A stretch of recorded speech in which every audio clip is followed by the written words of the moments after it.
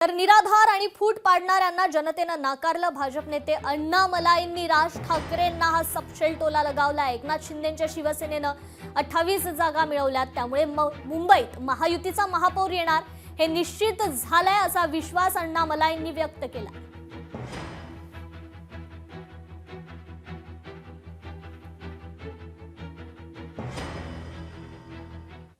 तर ठाणे महापालिका निवडणुकीत शिंदेंच्या शिवसेनेची सरशी पाहायला मिळाली। ठाणे महापालिकेत शिवसेना मोठा भाऊ ठरलाय, तर भाजप लहान भाऊ ठरलाय। शिंदेंच्या शिवसेनेचा 75 जागांवर विजय मिळालाय, तर भाजप 28 जागांवर विजयी झालेली आहे। ठाकरेंच्या शिवसेनेला अवघी एकच जागा मिळाली आहे, तर मनसेला मात्र ठाण्यात खातं उघडता आलेलं नाहीये।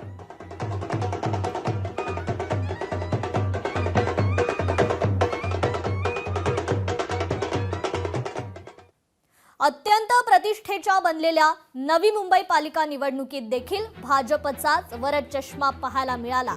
एकनाथ शिंदेंना धक्का देत गणेश नाईकच नवी मुंबईचे ठाणेदार ठरलेले आहेत। नवी मुंबईत भाजपनं 65 जागांवर विजय मिळवलाय। शिंदेंची शिवसेना नवी मुंबईत 42 जागांवर विजयी झालेली आहे।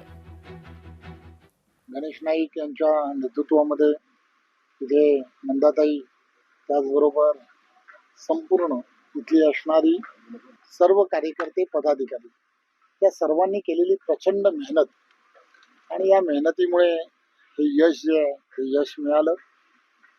नाईक साहेब नेहमीच एक विजन ठेवून या नवी मुंबई महानगरपालिकेमध्ये वर्षानुवर्ष काम करतात। तर पुणे पालिकेत 120 जागांवर भाजप विजयी ठरली आहे। दुसऱ्यांदा पुणे पालिकेवर भाजपला निर्विवाद 120 जागांवर बहुमत मिळालंय। राष्ट्रवादी काँग्रेस 26 जागांवर विजयी ठरली आहे।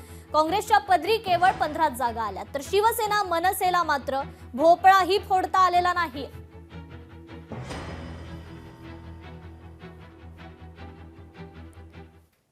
पुणे जिल्हा परिषदेच्या निवडणुकीच्या तयारीच्या पार्श्वभूमीवर भाजप महत्त्वाची बैठक घेतेय।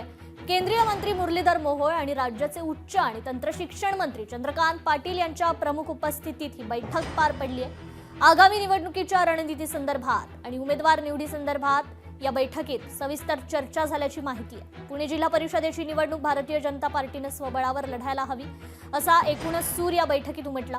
या बैठकीला पुणे उत्तर आणि दक्षिणचे जिल्हाध्यक्षांसह प्रमुख नेते, पदाधिकारी उपस्थित होते।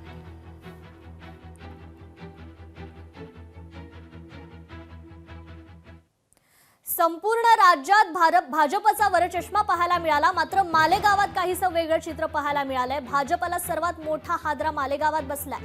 15 महिन्यांपूर्वी स्थापन झालेला इस्लाम पक्ष मालेगावातील सर्वात मोठा पक्ष ठरलाय। मालेगावात इस्लाम पार्टीला सर्वाधिक 19 जागा मिळाल्यात। मालेगावात भाजपनं फक्त 2 जागांवरच आपला विजय प्राप्त केलेला आहे।